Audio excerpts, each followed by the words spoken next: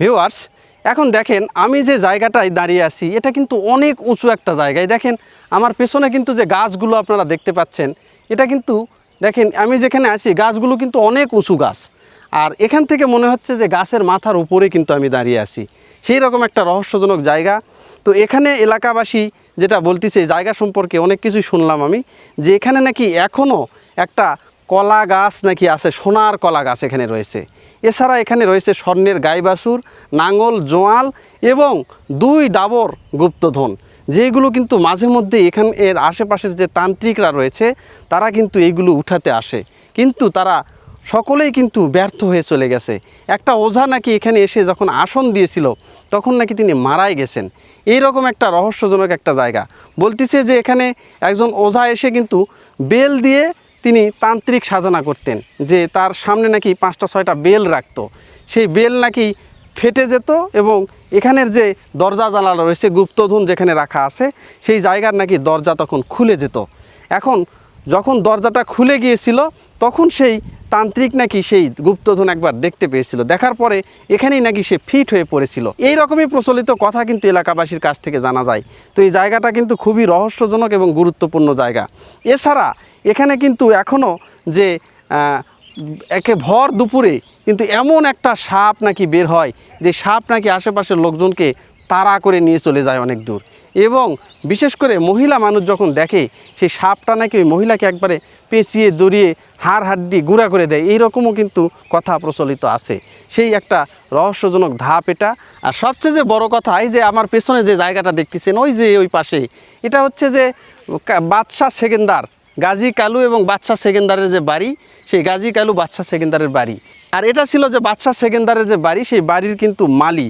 এই যে ওই যে ভিটাটা দেখতেছেন, এই ভিটা আর এই ভিটার মাঝে কিন্তু একটা সংযোগ ছিল, এখানে নাকি একটা মাটির নিচ দিয়ে একটা সুড়ঙ্গ ছিল, একটা নাকি রাস্তা ছিল, যেটা এখান থেকে ওখানে যাওয়া যেত। বলতেছে ওখান থেকে এই মন্দিরে আসা যেত, এবং এটা ছিল একটা মালির বাড়ি। এই মালি কিন্তু এই যে আশেপাশের যে রাজা বাদশারা ছিল সেদের তাদেরকে কিন্তু এখানে এনে ফুল দিয়ে আসতেন, মন্দিরে যে ফুলগুলো লাগে সেইগুলো দিয়ে আসতেন, এবং রাজা বাদশাদের বাড়ি যখন সাজিয়ে দেওয়া হতো প্রতিদিন ফুল কিন্তু উনি পরিবর্তন করে দিয়ে আসতেন। এটাই সেই যে বাদশাহ সেকেন্দারের যে বাড়ির অপোজিটের পাশে মন্দির এবং বাড়ি, এটা হচ্ছে মালিনীর বাড়ি, বলা হচ্ছে মালির বাড়ি, গ্রাম বাংলার ভাষায় এটা হচ্ছে মালানির বাড়ি। সেই মালানির বাড়িতে কিন্তু আমি এখন আপনাদেরকে দেখালাম, সেই মালানির বাড়িতেই কিন্তু আমি এখন দাঁড়িয়ে আছি। আচ্ছা, এই যে এই ধাপের পাশেই আপনি মাটি কাটতেছেন, ভয় টয় করতেছে না?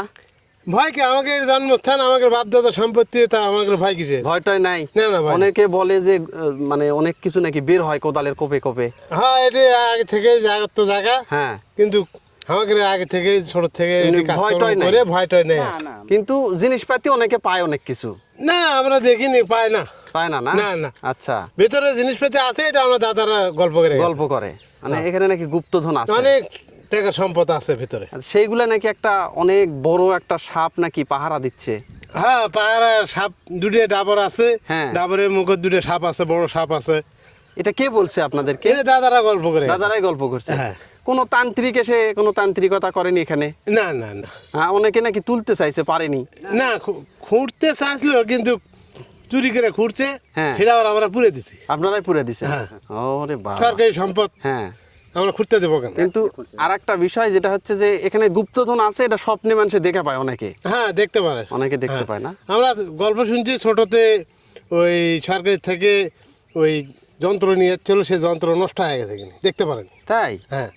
ওরে বাবা, ওই দূরবীক্ষণ যন্ত্র দিয়ে হ্যাঁ। গ্লাস দিয়ে দেখতে চাইছিল, হ্যাঁ। সেই গ্লাসটা ফেটে গেছে। গ্লাসই ফেটে গেছে? গ্লাসই ফেটে গেছে, রাতকে ফেটে গেছে, দেখতে পারেন। এই থেকে আর কোনো হ্যাঁ। সরকারি লোকজন আর ওইভাবে আসেনি, আসে, হ্যাঁ। আসে খালি দেখশন করে চলে যায়, যে এখানে কেউ হস্তক্ষেপ করতেছে নাকি। হ্যাঁ। আর একটা বিষয়, এটা নাকি দেখা যাচ্ছে বাংলাদেশের মধ্যে বাংলাদেশের সম্পত্তি, কিন্তু এটা নাকি ফ্রান্স নাকি তত্ত্বাবধান হ্যাঁ, করে। এটা তো আমরা শুনতেছি যে ফ্রান্সেরা বলে নিয়ে গেছে নাকি, আমরা এটাই তো ওরে বাবা, মানুষের তার মুখে মানে মুখে শুনি। বাংলাদেশের ভূখণ্ডে ফ্রান্স লিজ নিছে 100 বছরের। হ্যাঁ, হ্যাঁ, তো ফ্রান্স নিলে আমাকে সম্পদ, ফ্রান্সে চলে গেলে তাহলে তো আমাকে ক্ষতি। ও, তার মানে এখান থেকে যে যে মূর্তি টুর্তি বের হয়, হ্যাঁ, মূর্তি সবগুলা আছে, চলে যায়। তারপর টাকা আছে, তারপর সোনা আছে, কলার ঘাউড় আছে শুনি। হ্যাঁ, হ্যাঁ। কলার ঘাউড় আছে, কলার গাছ আছে, এখানে? হ্যাঁ এর ভিতরে আছে। ওরে বাবা, তারপরে কলার গরুর নাঙ্গল জোয়াল আছে, গরু আছে, এইগুলাও আছে এখানে? এগুলো আছে, এগুলো শুনি আমরা, দাদারা গল্প করে গেছে। এবং ওটা হলে রাজার বাড়ি, আর এটা হলে ওই রাজার হলে মন্দিরে। মন্দির এটা? হ্যাঁ হ্যাঁ, এদিক দিয়ে এই যে- রাস্তা ছিল, এটা হ্যাঁ, আমরা রাস্তা এর নিচ খনন দিয়ে করে, রাস্তাও নাকি ছিল? রাস্তা খনন করে আমরা জমি চাষাবাদ করতেছি। বুঝতে পারছি। এইখানে নাকি যে ওই রাজার যে ওই রাজার বাড়ি এখানে পুজো দিতে আসতেছিল। কি এখানে রাজা, কি রাজা ছিল এটা? হ্যাঁ এটা কি রাজা ছিল? এটা বাদশা সেকেন্দার না কি জানো, বাদশা সেকেন্দার। হ্যাঁ বাদশা এরকম সেকেন্দার। এর নাম ছিল। এটা আর এটা হচ্ছে মন্দির ছিল? হ্যাঁ মন্দির ছিল। মন্দির। এখান থেকে নাকি ফুল দিত বাদশা সেকেন্দারের হ্যাঁ, বাড়িতে যে? ওখান থেকে আসে এখানে পুজো হ্যাঁ, দিত। পূজা দিত না? হ্যাঁ।